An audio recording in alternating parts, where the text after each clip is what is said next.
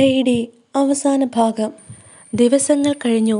ഒടുവിൽ ഒരു ദിവസം കുട്ടികൾ പുൽത്തകിടിയിൽ പരിശീലനം ചെയ്തുകൊണ്ടിരിക്കെ ഒരു മനുഷ്യൻ അവരെ കൈവീശി കാണിക്കുകയും അവർക്കരികിലേക്ക് തിടുക്കപ്പെട്ട് നടന്നു വരികയും ചെയ്യുന്നത് കണ്ടു. അതാരായിരിക്കും എന്ന് അന്തിച്ചിരിക്കെ അയാൾ അവർക്കരികിലെത്തി. അപ്പോൾ അത് ക്ലാരയുടെ പിതാവാണെന്ന് അവർക്ക് മനസ്സിലായി. ക്ലാര നടക്കുന്നത് അയാൾ കണ്ടു. അയാൾക്ക് സ്വന്തം കണ്ണുകളെ വിശ്വസിക്കാൻ കഴിഞ്ഞില്ല. അത്രയധികം അമ്പരന്നു പോയതുകൊണ്ട് കുറച്ച് സമയത്തേക്ക് അയാൾക്ക് മിണ്ടാൻ പോലും കഴിഞ്ഞില്ല. ഉടനെ ക്ലാര പറഞ്ഞു, "ഡാഡി, ഇത് ഞാൻ ഡാഡിയുടെ പ്രിയപ്പെട്ട മകൾ ക്ലാര. എന്നെ മനസ്സിലായില്ലേ?" ഉടനെ മിസ്റ്റർ സെസ്മാൻ തൻ്റെ കുഞ്ഞിൻ്റെ നേരെ ഓടിച്ചെന്ന് അവളെ കൈകളിൽ അടക്കി പിടിച്ചു. "ഓ എൻ്റെ ദൈവമേ, എങ്ങനെയാണ് ഈ അത്ഭുതം നടന്നത്?" മുത്തശ്ശി നടന്നതെല്ലാം വിവരിച്ചു. സന്തോഷം കൊണ്ട് അദ്ദേഹം കരഞ്ഞുപോയി. അദ്ദേഹം രണ്ട് കുട്ടികളെയും കെട്ടിപ്പിടിച്ച് ചുംബിച്ചു. അദ്ദേഹം ഹെയ്ഡിയോട് പറഞ്ഞു, "പറയൂ മോളെ, നിനക്ക് വേണ്ടി ഞാൻ എന്താണ് ചെയ്യേണ്ടത്?" അദ്ദേഹം തുടർന്ന് അപ്പൂപ്പനോട് ചോദിച്ചു, "പ്രിയപ്പെട്ട അങ്കിൾ, താങ്കൾ ചെയ്തതിന് പകരം തരാൻ എനിക്ക് ഒരിക്കലും കഴിയില്ലെന്നറിയാം. എന്നിരുന്നാലും താങ്കൾക്ക് എന്തെങ്കിലും ആവശ്യം വന്നാൽ എന്നെ അറിയിക്കാൻ മടിക്കരുത്." അപ്പൂപ്പൻ ചിരിച്ചുകൊണ്ട് പറഞ്ഞു, "എനിക്ക് എൻ്റെ പ്രതിഫലം മുമ്പേ തന്നെ കിട്ടിക്കഴിഞ്ഞു. ക്ലാരയുടെ രോഗശമനം തന്നെയാണ് എൻ്റെ പ്രതിഫലം. പക്ഷേ എനിക്കൊരാഗ്രഹമുണ്ട്. ഞാൻ വൃദ്ധനും ദരിദ്രനുമാണ്. ഞാൻ മരിക്കുമ്പോൾ ഹെയ്ഡിക്ക് വേണ്ടി നീക്കിവെക്കാൻ എനിക്കൊന്നുമില്ല. ഡെറ്റിയുടെ അടുക്കലേക്ക് അവൾ ഒരിക്കലും പോകാൻ ഇടവരരുത്. താങ്കൾ അവളെ താങ്കളുടെ ജോലിക്കായി എടുക്കണം. ക്ലാരയുടെ കൂടെ അവൾ കൂടുതൽ സന്തോഷവതിയാകും എന്നെനിക്കറിയാം." മിസ്റ്റർ സെസ്മാൻ മറുപടി നൽകി, "താങ്കൾ അതിനെപ്പറ്റി വിഷമിക്കേണ്ട. ഒരു ജോലിക്കാരിയായിട്ടല്ല, കുടുംബത്തിലെ ഒരാളായിട്ട് തന്നെ അവൾ ഞങ്ങളുടെ കൂടെ ജീവിക്കും." അപ്പൂപ്പൻ മിസ്റ്റർ സെസ്മാനോട് നന്ദി പറഞ്ഞു. എന്നിട്ട് പറഞ്ഞു, "താങ്കൾ എൻ്റെ ഹൃദയത്തിൻ്റെ ഭാരം കുറച്ചു. ഇനി എനിക്ക് സമാധാനത്തോടെ മരിക്കാം." പിന്നീട് മുത്തശ്ശി കുടിലിൻ്റെ പുറകു വശത്തുകൂടെ ചുറ്റിത്തിരിഞ്ഞു. ആ മരത്തിനിടയിലെ വലിയ കുറ്റിക്കാട്ടിൽ അതിമനോഹരമായ ഇരുണ്ട നീല ജെൻഷൻ പൂക്കൾ വളരെ പുതുമയോടെ വിരിഞ്ഞ് തിളങ്ങി നിൽക്കുന്നുണ്ടായിരുന്നു. "ഹായ്, എത്ര മനോഹരമായ കാഴ്ച!" അവർ ഉറക്കെ പറഞ്ഞു. കുട്ടികൾ ഓടിയെത്തി. ആ സമയത്ത് പീറ്റർ ആരും കാണാതെ പാത്തും പതുങ്ങിയും കടന്നു പോകാൻ ശ്രമിക്കുകയായിരുന്നു. മുത്തശ്ശി അവനെ കണ്ടപ്പോൾ, "പീറ്ററാണോ ആ പൂക്കൾ കൊണ്ടുവച്ചതെന്ന്?" അവർ ചോദിച്ചു. "നീയാണോ അത് ചെയ്തത്?"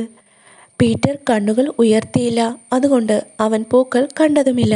മുത്തശ്ശി ക്ലാരയുടെ വീൽചെയറിനെ പറ്റിയാണ് സംസാരിക്കുന്നതെന്നാണ് പീറ്റർ കരുതിയത്. വിറയ്ക്കുന്ന ചുണ്ടുകളോടെ ശബ്ദം താഴ്ത്തി അവൻ പെറുപെറുത്തു, "അതെ." "പക്ഷേ അതിനിത്ര ഭയപ്പെടാൻ എന്തിരിക്കുന്നു?" മുത്തശ്ശി വീണ്ടും ചോദിച്ചു. കാരണം അതെല്ലാം കഷ്ണങ്ങളായി പൊട്ടിച്ചിതറിക്കാണും. അതാർക്കും വീണ്ടും യോജിപ്പിക്കാൻ കഴിയുകയുമില്ല." പീറ്റർ ഭയത്തോടെ പറഞ്ഞു. മുത്തശ്ശി ആൽപ്പമ്മാവൻ്റെ അടുത്ത് ചെന്ന് ചോദിച്ചു, "പീറ്ററിനെന്താ ഇത്ര പേടി?" പീറ്ററാണ് ക്ലാരയുടെ കസേര നശിപ്പിച്ചതെന്ന് ആൽപ്പമ്മാവന് അറിയാമായിരുന്നു. അയാൾ അത് അവരോട് പറഞ്ഞു. മുത്തശ്ശിക്കത് വിശ്വസിക്കാനേ കഴിഞ്ഞില്ല. അവരുടെ അഭിപ്രായത്തിൽ പീറ്റർ നല്ലൊരു പയ്യനാണ്. അവർ പീറ്ററിനോട് ചോദിച്ചു, അവൻ്റെ കൂട്ടുകാരിയായ ഹെയ്ഡി അവനെ അവഗണിച്ച് ക്ലാരയോടൊത്ത് മുഴുവൻ സമയം കഴിയുന്നത് അവൻ്റെ സന്തോഷം കെടുത്തിക്കളഞ്ഞുവത്രേ. ക്ലാരയോടവന് അസൂയ തോന്നിയതുകൊണ്ടാണ് അവൻ വീൽചെയർ എറിഞ്ഞു കളഞ്ഞതുപോലും. "ഒരു സംശയവുമില്ല, നീ തെറ്റായ ഒരു കാര്യമാണ് ചെയ്തത്. എന്നിട്ട് നീ അത് എല്ലാവരിൽ നിന്നും മറച്ചു വെച്ചു.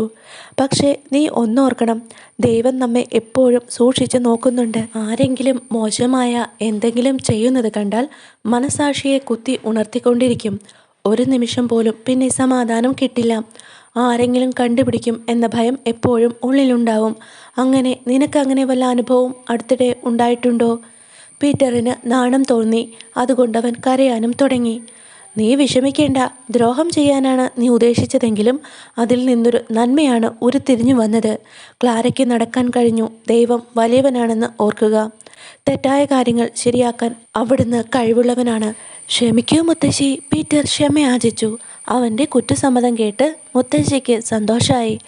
അവർ അവന് തിളങ്ങുന്ന 4 ഷില്ലിങ് കൊടുത്തു. താൻ ജീവിച്ചിരിക്കുന്ന കാലം വരെ എല്ലാ ആഴ്ചയിലും അവന് 1 പെന്നി വീതം ലഭിക്കുമെന്ന് അവർ അവന് ഉറപ്പ് നൽകി. മിസ്റ്റർ സെസ്മാൻ പറഞ്ഞു, "നമ്മുടെ ഡോക്ടർ ഫ്രാങ്ക്ഫർട്ടിലുള്ള തൻ്റെ തൊഴിലെല്ലാം അവസാനിപ്പിച്ച് ഡോർഫ്ലയിൽ സ്ഥിരതാമസമാക്കുവാൻ പോകുന്നു." അത് കേൾക്കെ ഹെയ്ഡി വളരെ സന്തോഷിച്ചു. ഹെയ്ഡി പ്രത്യേകിച്ച് എന്തെങ്കിലും ആഗ്രഹിക്കുന്നുണ്ടോ എന്ന് മുത്തശ്ശി ചോദിച്ചു.